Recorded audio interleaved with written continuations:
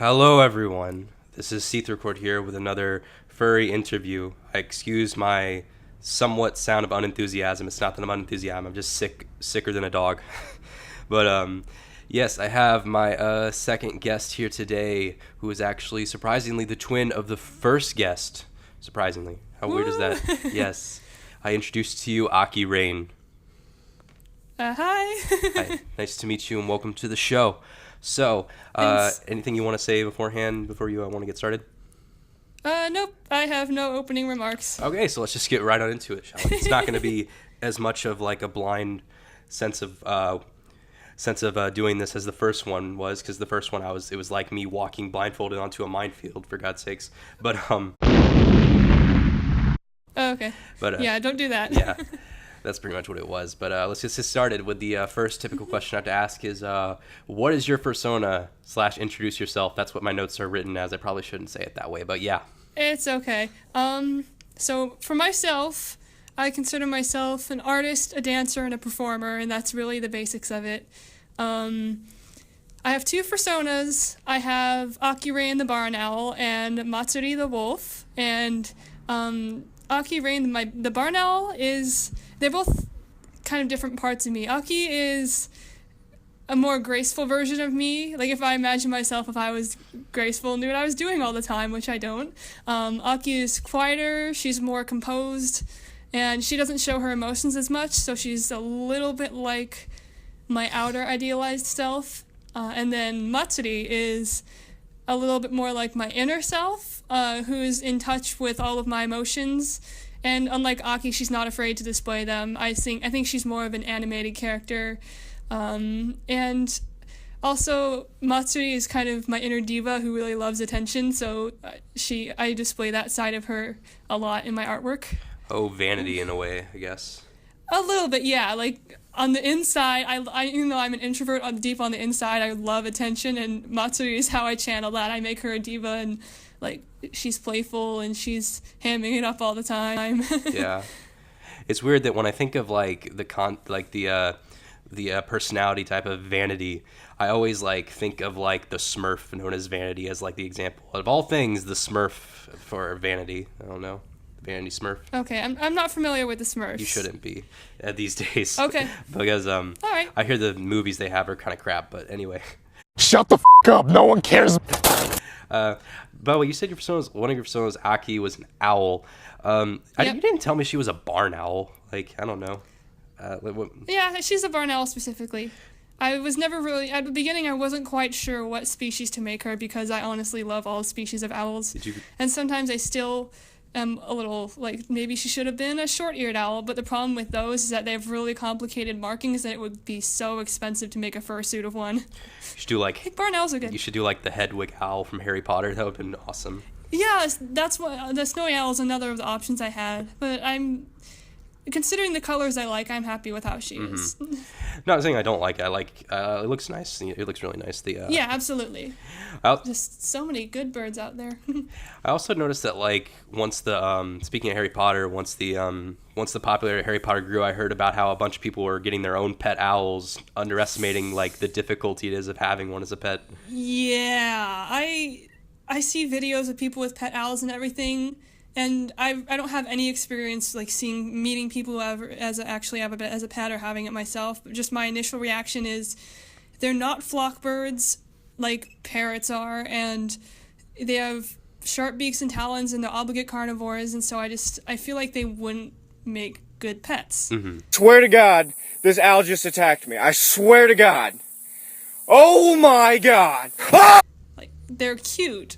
And they're awesome, but that doesn't mean it's a good idea to have one in your home. Maybe just like train professional animal caretakers. Yeah, that's an option.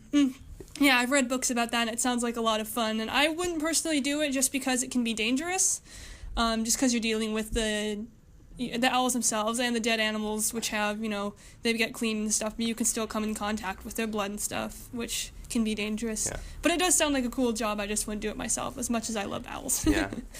We pretty much just derailed this to the point where it's just like owl research talk with Seether and Aki. Yeah. Pretty much. All right, yeah.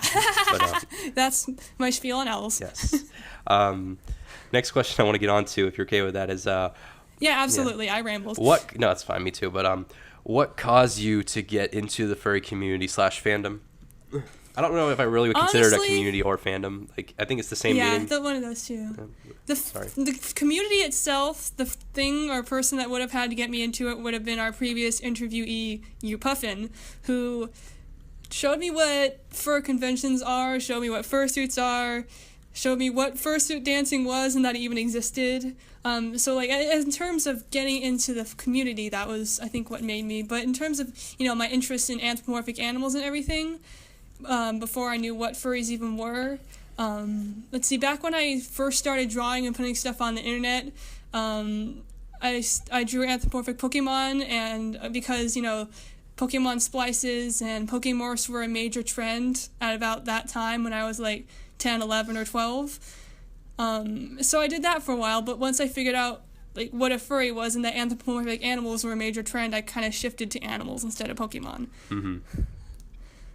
So that's kind of where interest comes from. Yeah, when it comes to, like, the community stuff, I noticed, like, certain people have different, like, kind of, like, cliques for when in the community. Like, I've never really been around, like, the set of people. I noticed a lot of people in the community are usually into it for, like, Pokemon. They have, like, Pokemon type personas and stuff. I've seen that, but I've never really, like, interacted with it, so it's just interesting to me seeing that. Yeah, not as much anymore either. I used to have a Pokesona and all that, but once I got more into the furry community, I more delved into, regular animals. Mm-hmm. Yeah. The next question I would really ask for you is to ask about what, I know you already said you did at the beginning, but what do you usually do pertaining to the furry community? Like, to go in more detail with it, like, what do you actively do? Actively? I'm mainly active in terms of artwork and illustration. I usually draw my own personas, to be honest, but I'm wanting to branch out more into character design and also more, like, generic images, like maybe just generic animals that they don't have to specifically be my persona. And things like that, so maybe my artwork can appeal to a little bit of a wider audience. Mm-hmm. How do you feel about drawing backgrounds for, like, your art? I have, for past couple of years, I've been putting a lot more effort into including them just because it can add a lot to a narrative. And before about 6 months ago, I greatly preferred natural backgrounds and I had no idea what to do for, like, interior, exterior architecture. But then I took a drawing class with a teacher at my school who is infamous for having a difficult class about perspective. And after that class, to be honest, I'm not afraid of backgrounds anymore because we just did so much perspective and interior and exterior, and he made us do research from different time periods and everything. And so I'm like, yeah, backgrounds, I had to do a bunch of those. I can do it. I got you on that. Do you do anything else besides actively doing with, like, commissions and dancing? You do, like when you're in the community, like, what else do you do in other times? Like what do you do, like, in terms of, like, interaction with other people in the community per se? It's really mainly the artwork. The dancing is, like, I would consider it my hobby. Like, my artwork, I want to be my profession, but my hobby, I go to dance workshops at cons and enter dance competitions and post on YouTube. Mm-hmm. Pretty cool. Mainly those things. I got you. Next thing I would like to go into, more so, like, the nitpicky kind of thing, or, like, the specific aspects of things that you enjoy / dislike in the community. Like, what are specific aspects that you enjoy / don't enjoy? I think the thing I enjoy is that it doesn't really matter what medium you like to work in. If you're a creative person, the furry community can be relevant in some way or another because you can draw, you can dance, you can craft three-dimensional things. And also just the amount of involvement that even the people who might not consider themselves creative would have in the fandom, because we have, like, the gaming people, and there's just people from so many different backgrounds and expertise, and I think that's one thing that makes the furry fandom really cool. And also shout out to everyone who, like, even if you just, like, go and favorite artworks or watch YouTube videos, we love you too. Mm-hmm. You support us, and we thank you for that. Usually the people on their Fur Affinity page, they label their artist type as art whore, you mean, pretty much. Yeah, or watcher. That's one of them too. Yeah. And then if I had to say something I dislike, I thought about this for a while, and the best thing I could come up with is The main thing I dislike about the fandom is that it's so difficult to explain to people because of their preconceptions about what they think furries are. Mm-hmm. Like, there's so many people who are afraid to talk to their friends or their parents because they think furries are associated with, shady or inappropriate things, and so often that's not the case. Like, most of the time, when I'm doing furry activities in public, it's somehow connected to charity. And it's so different from what people think that, it can be scary explaining it to them, and I wish it was easier and not so a major of a topic. Like, I wish it was as easy as explaining, hey, I am into, I don't know, ballroom dancing or martial arts. No, I'm into anthropomorphism or something like that. When it comes to, like, I feel like, well, I feel like, I can't speak, but I feel like, It's okay. I said that 4 times. I feel like many people, I do know that, everyone has their own interpretation of why they joined / became a part, and I've heard certain people's reasonings for them coming in is like the complete opposite of my reason for joining. Like how certain people, I personally think that the vast majority of people join in for more of like an artistic / social aspect, and I have seen certain people that kind of join more so for like a personal or so like sexual aspect of it, which I don't judge for, but like it's kind of interesting how people tend to join. There's like so different reasons as to why people join. It's like even for myself and many others in the community, it's so hard to like pinpoint what the real meaning of it is of joining. Yeah. And when I was asking like things you dislike / like, I mean, like when it comes to like dislike, is there certain things that people like? I mean, your reason what you said for what you disliked is like kind of like an outside source kind of thing. Yeah, I noticed that. That's true. It's fine, but it's nice that you said that too. It's more information of what you think, but I mean, what do you dislike within the community? It's like something that within, like people, like you feel like there's any things that people in the community themselves do? Do you have any criticisms for the community itself? Honestly, not really. Oh. I don't know. I mean, I could say that basically anything I can think of is true of basically every fandom out there, or any other niche that you might think of. Yeah, pretty much like the things that every community has in common of just having like not that has problems like every community has, like every group of people has, like there's always going to be confrontation at some point or another. There's always going to be drama. There's always going to be like, it's not just the furry fandom that artwork can be undervalued. It can be everywhere, like particularly on Facebook and furry groups. I see people selling for ridiculously low prices, and it makes me feel kind of bad because I'm the kind of person who wants to charge myself fairly, and it makes me feel kind of bad even though I'm still going under minimum wage.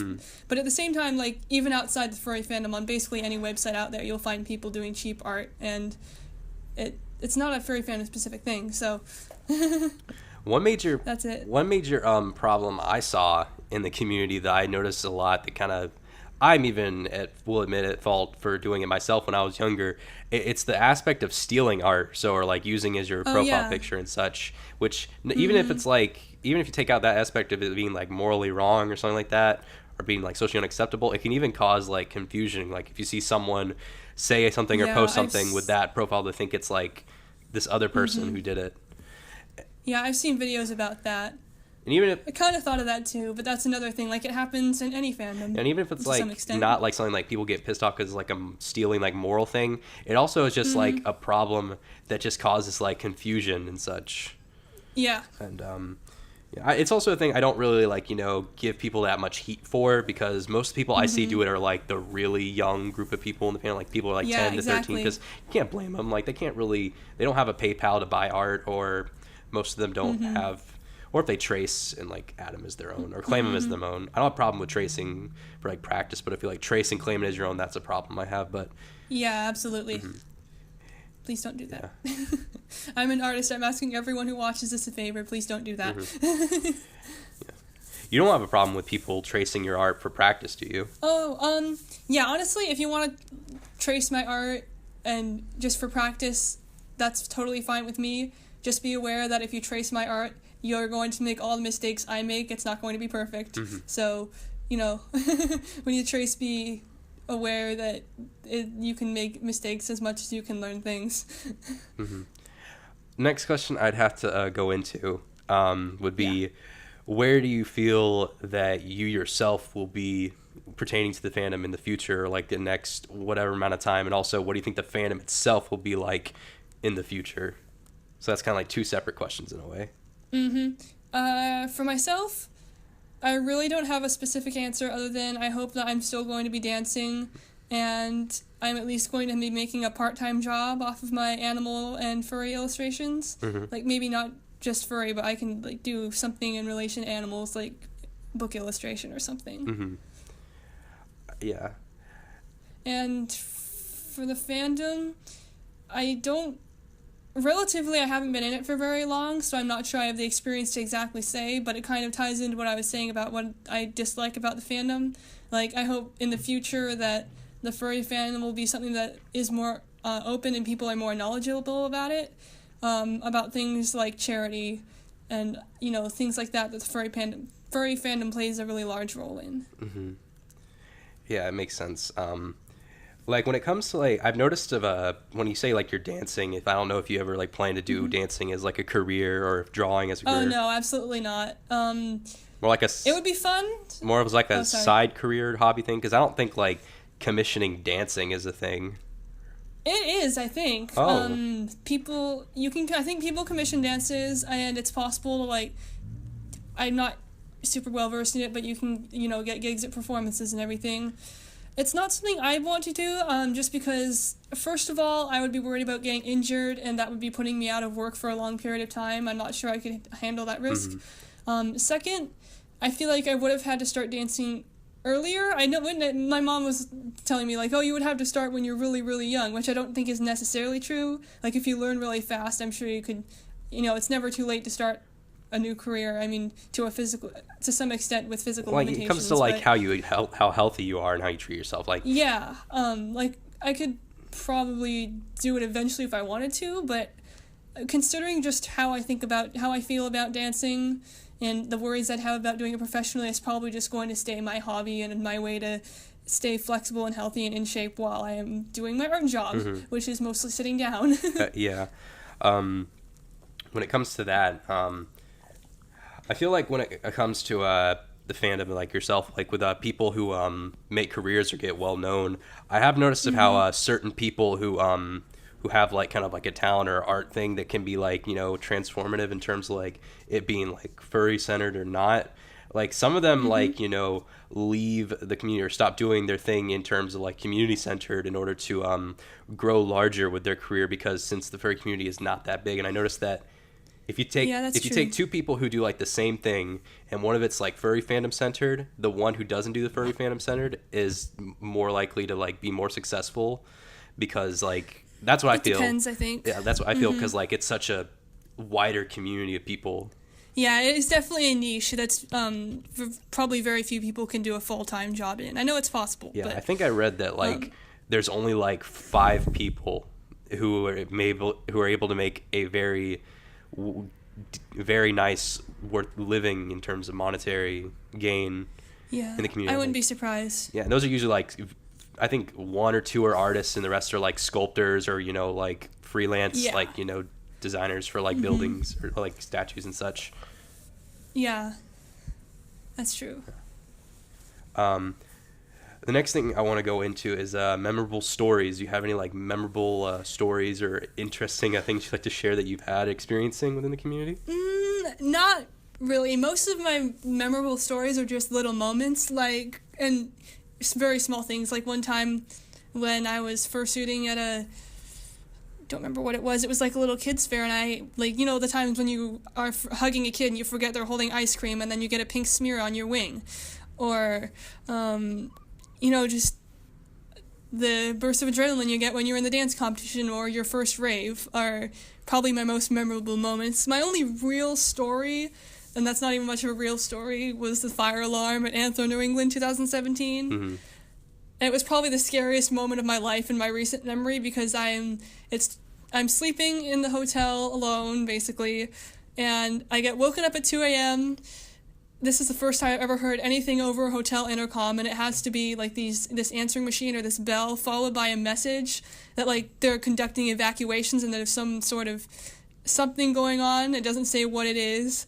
And I'm just sitting there in my room listening to this, half awake. It's dark. I can't see anything. It's cold. And then it repeats a few times. It's just the creepiest thing ever because this has never happened to me. And I am not with anyone else at the moment. I have no idea what to do. But it kind of has a good element because I have to give Anthem New England credit for having such a great security and publicity team. I was panicked and checking social media because I had no idea what else I was supposed to do. My floor wasn't evacuated. And they were posting on social media, like, the hotel is experiencing an alarm. Please remain in your room until further instructions. And I heard after it was all over, I don't think there was ever actually an emergency because as far as I know, everyone was okay. I heard that some of the con staff went to read somebody a book to help them go back to sleep, but I don't know if that's true. I feel like I saw that on Twitter that someone was like being read Harry Potter to go back to sleep. Did this happen? So yeah, thanks, Amy. Sorry, but did this happen before or after like the chlorine gas attack at that one convention? Oh no, this was within the past month. This was after the gas attack. This was like just a month ago when I was at the convention. Yeah. And I mean, it might have just been smoke in the corridor from someone smoking or something, but I don't know. Yeah. It wasn't that. Luckily, it was nothing like that. Just panic of waking up to an emergency announcement. Did they ever find who did that chlorine gas attack thing? Because I know I have absolutely no idea. I don't remember. I remember seeing it like around online when it happened, and I'd never read into it. Yeah, because I heard it was intentional. They found it was intentionally done. I think it was, but that's all I know. The best I could hear, I wasn't like a troll or a hater or a crazy person. It was someone. I heard it was from. I might be wrong. I heard it was like someone else in the community. I heard, but yeah, I don't know. But that makes sense. Is there any like final thoughts you would say you have to say in terms of like the community or like things you would like to say pertaining to like new people who are in or people who are considering different opinions on it and such? Give your 2 cents. Not really, honestly. I've already rambled a lot. So I'm not used to talking a lot, so I basically said everything on my mind. Do you have any advice for like newcomers or rookies? I'd say rookies, my God, for people in the community. I don't know. The best I can think of is, being a furry is not a bad thing, and there's people who want to be in your community and see your creativity and all that. So, don't be afraid to go out and make friends, and it's not something to be ashamed of. And it's subjective, so if your reason for joining is different from another person, don't think it's any less. Exactly. It's not... The furry fandom is not something where you can compare one person to another. It's just everyone is different. Yeah, because we don't know. It's kind of like rocket science in a way. It's so complex. Yes, I can agree with that. Yeah. But last thing I would like to say, is there any like social media or business things you'd like to plug? Yeah. If you go on Twitter, I'm Aki-Rain 64 on there. There's no hyphen. It's just AKR. Like Nintendo 64? AKIRAIN 64. I post dancing and first sitting pictures. I also have a YouTube. You can probably link it somehow on this video that I have no way I haven't figured out. I'll put an annotation. I put all my dancing there. I also, if you want to see my artwork, my fur affinity is Aki-Rain. That does have a hyphen in it. And I'm currently doing a sale on badges, so if you want a traditional badge and you mention this video to me, you get $10 off. Oh my gosh, sponsor. Yeah, I had a sale that was, it's ending today, but for anyone who's watching this video, since I know it probably won't be up by the end of today, you can still get the deal. If you mention Seether's video, I can give you $10 off of a traditional Promo badge. code Seether. No, I'm kidding. Yeah, exactly. Oh my gosh. I'm selling out apparently to the big corporations now. But yeah. But yeah, do you have a DeviantArt as well? Because I noticed a lot of furry. I do. That's also Aki-Rain, AKI-RAIN. Sweet. Okay, so that pretty much is it. Those are my plugs. That's it. Any final words you like to say? No, thank you. That's it. Thank you. Thank you for joining me on the show today. Appreciate it. You are Links welcome. to all your things will be in the description as well as an annotation. Thank you. Yay. We'll say goodbye now. Thank you all for watching, and we'll see you guys next time. So bye. Yeah, bye.